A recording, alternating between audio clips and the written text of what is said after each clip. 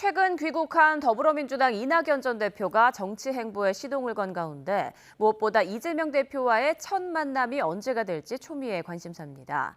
지난 대선 경선 과정에서 치열하게 경쟁했던 두 사람이 앙금을 털고 하나로 뭉칠지 아니면 긴장 관계를 이어갈지 주목됩니다. 김경수 기자입니다. 미국 유학에서 돌아온 이낙연 전 대표는 귀국 후 첫 공식 일정으로 국립현충원 김대중 전 대통령 묘역을 찾았습니다. 나라가 어지럽고 국민이 괴롭다며 자신의 원점인 DJ 정신에서 정치를 다시 생각한다는 글도 올렸는데 당내 상황에 대해선 말을 아꼈습니다. 첫 일정으로 묘역 참배 결정한 이유가 있으실까요? 김대중 대통령은 제 정치의 원점입니다. 당내 어수선한 상황에서 역할론 대두되고 있는데 혹시 관련해서 입장이 있으실까요? 이 전 대표가 본격적인 정치 행보에 나섰다는 평가 속에 여권에서도 향후 파장에 주목하는 분위기입니다. 그쪽에도 치고받고 사니까 재밌죠. 이낙연 전 대표 그 만만한 사람 아닙니다. 이낙연 같은 중도 합리적 인사가 당을 맡게 되면 우리 총선 170석이 아니라 뭐 130석, 120석도 힘들 겁니다. 당연히 민주당 내에서도 지난 대선 경선 최대 경쟁자였던 이재명, 이낙연 두 사람의 만남 여부가 초미의 관심사로 떠올랐습니다.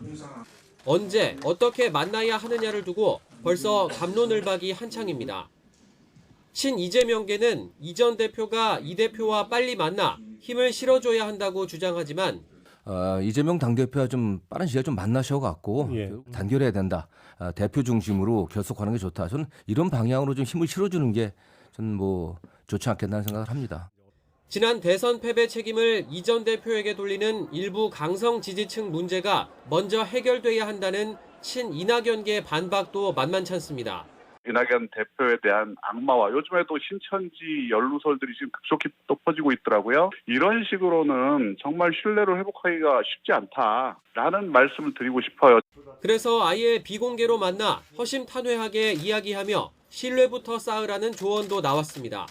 공개적으로 만나 또 어쩌고 할 게 아니라 어디 가서 아무도 모르게 그냥 막걸리 좀 먹고 저 흉금을 좀 털어놓고 그래가지고 좀 앙금을 좀 털고 좀 신뢰가 쌓이면은 이 전 대표는 이번 주말 호남을 방문한 뒤 노무현 전 대통령 묘역 참배와 문재인 전 대통령 예방 등을 이어간다는 계획이라 이재명 대표와 만남은 그 이후가 될 가능성이 큽니다.